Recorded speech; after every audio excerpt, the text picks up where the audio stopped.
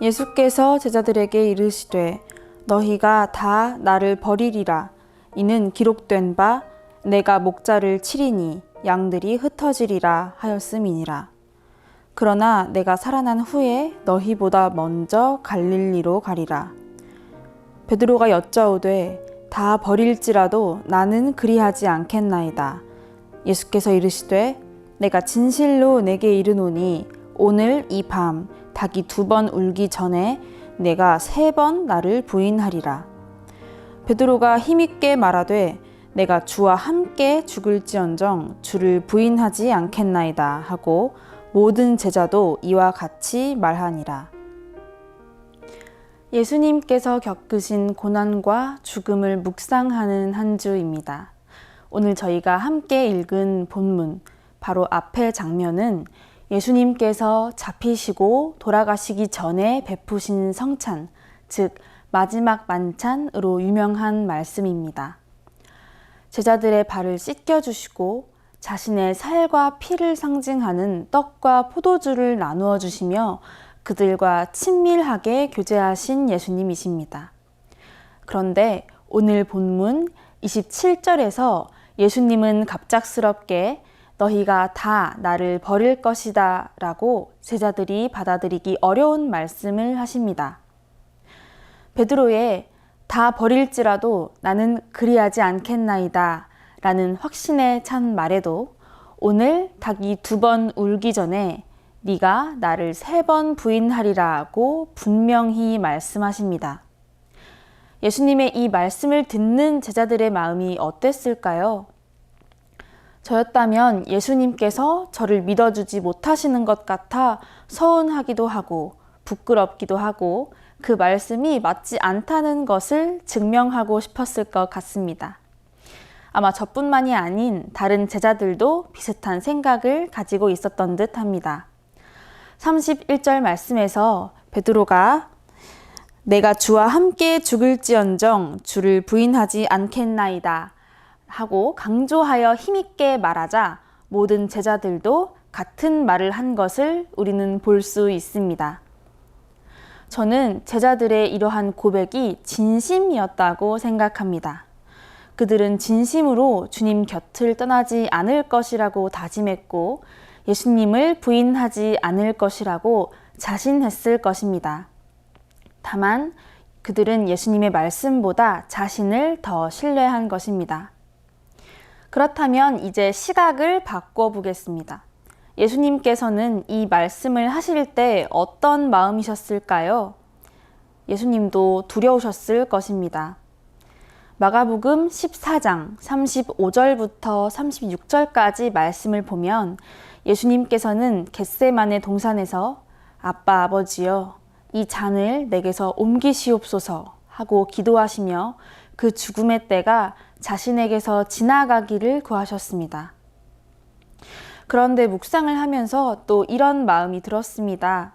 예수님은 비록 모든 제자들이 예수님을 버리고 부인하며 도망갈 것과 자신이 결국 십자가에 달리게 될 것을 아셨음에도 불구하고 베드로와 다른 제자들의 고백, 나는 주님을 버리지 않겠습니다. 주님과 함께 죽을지언정 결코 주님을 모른 척하지 않을 것입니다. 라는 이 고백을 기뻐하셨을 것이라고요. 제가 어렸을 때 저는 부모님께 내가 나중에 공부 열심히 해서 엄마 아빠 호강시켜 드릴게요 라는 말을 종종 했습니다. 마당이 딸린 예쁜 2층 집을 지어드리겠다고, 그게 싫으시면 시설이 아주 좋은 실버타운에 들어가실 수 있게 하겠다고, 생활비도 걱정하지 않도록 용돈을 두둑히 챙겨드리겠다고 자신 있게 말했던 것이 기억납니다. 그리고 저는 지금 부모님께 부끄럽고 죄송하게도 그때 말했던 것들을 지키지 못했습니다. 그렇지만 저희 어머니는 이렇게 말씀하셨습니다. 네가 나에게 좋은 것을 주겠다고 약속했기 때문이 아니라 나를 생각해주고 나를 사랑해주는 마음이 느껴져서 기쁘고 행복했던 것이라고요. 우리 성도님들은 제 어머니의 마음이 어떤 마음인지 아실 것이라고 생각합니다. 나의 자녀가, 부모가 친구 혹은 연인이 나를 사랑하기에 날 기쁘게 해주고 싶어하는 마음이 고마운 것을요. 설령 그 모든 것을 지켜내지 못할 것을 알더라도 그 마음에 기뻐할 수 있는 것입니다. 우리 아버지 되시는 하나님도 그렇습니다. 베드로의 고백은 우리가 하나님께 드리는 기도와도 사뭇 비슷해 보입니다. 하나님, 저는 하나님 말씀대로 죄 짓지 않고 살겠습니다. 주님만 사랑하고 주님께만 영광 돌리겠습니다. 하고 고백하지만 실생활에서 하나님의 모든 말씀을 따라 살아내는 실력은 부족한 것을 봅니다. 그러나 주님께서는 우리의 그 연약함도 다 알고 계십니다. 그렇기 때문에 하나님의 독생자 예수 그리스도를 보내주신 것이고 그 보혈로 우리를 구원해 주신 것입니다. 할렐루야! 예수님의 부활이 없었더라면 제자들에게는 소망이 없습니다. 그들은 예수님께서 부활하실 것이라는 말을 들었지만 믿지 못했기 때문에 예수님이 잡히시자 모두 도망가고 예수님을 부인했습니다. 부활이 없었더라면 예수님이 잡히시고 십자가에 달려 죽으시는 것을 끝으로 제자들은 다시 함께 모이지 못했을 것입니다. 그러나 예수님은 사흘 만에 죽음을 이기시고 부활하실 것을 아셨기 때문에 제자들과 갈릴리에서 다시 만날 것을 약속하셨습니다. 마가복음 14장 28절 말씀입니다. 그러나 내가 살아난 후에 너희보다 먼저 갈릴리로 가리라. 자신을 버리고 도망갈 제자들을 갈릴리에서 기다리고 계시겠다고 말씀하십니다. 예수님은 우리의 연약함을 아시고 그것을 위해 오셨기 때문에 우리가 한 번 죄를 짓고 주님 마음을 아프게 했다고 우리를 매몰차게 떠나버리시는 분이 아닙니다. 우리가 한 번 예수님을 영접하면 그분은 내 마음에 들어오셔서 절대 떠나지 않으십니다. 부활이 없었다면 배반할 미래를 알고도 발을 씻기시고 자신의 피와 살을 베푸시는 것에 의미가 없는 것입니다.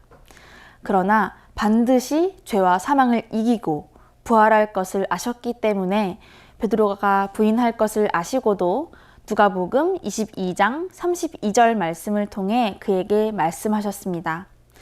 내가 너를 위하여 내 믿음이 떨어지지 않기를 기도하였노니 너는 돌이킨 후에 내 형제를 굳게 하라. 세상의 시선으로 보면 예수님의 3년간의 사역은 실패나 다름없습니다. 그 시간 동안 늘 함께 먹고 자고 움직이며 가르침을 받았던 제자들이 예수님이 잡히시자 그분을 버리고 도망갔기 때문입니다. 그러나 예수님은 순환과 죽음 너머의 부활까지 알고 계셨기 때문에 끝까지 사랑하실 수 있었습니다. 요한복음 13장 1절 말씀입니다.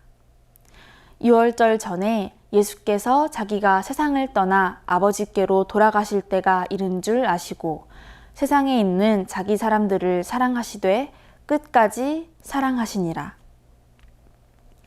사랑하는 성도님, 하나님은 말씀대로 살지 못하고 세상의 것을 사랑하며 내가 드러나길 원하는 우리를 다 알고 계십니다.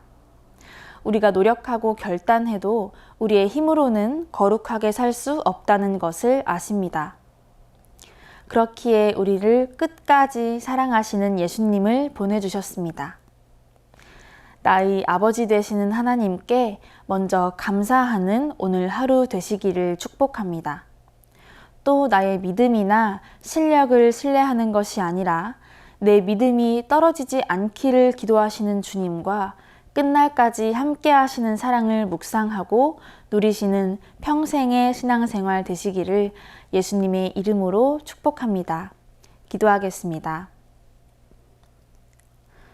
사랑이 많으신 하나님 아버지, 오늘 말씀을 통해 하나님의 사랑을 또 묵상하고 예수님의 사랑을 또 묵상합니다. 정말로 감사드립니다. 믿음이 없고 연약한 우리를 하나님의 사랑으로 세우시고 또 하나님의 제자 되게 하시니 감사합니다. 우리가 이번 한 주간 예수님의 죽음과 부활을 묵상하며 그 부활의 능력으로 살아가는 우리 모두 되기를 원합니다. 예수님의 이름으로 기도드렸습니다. 아멘.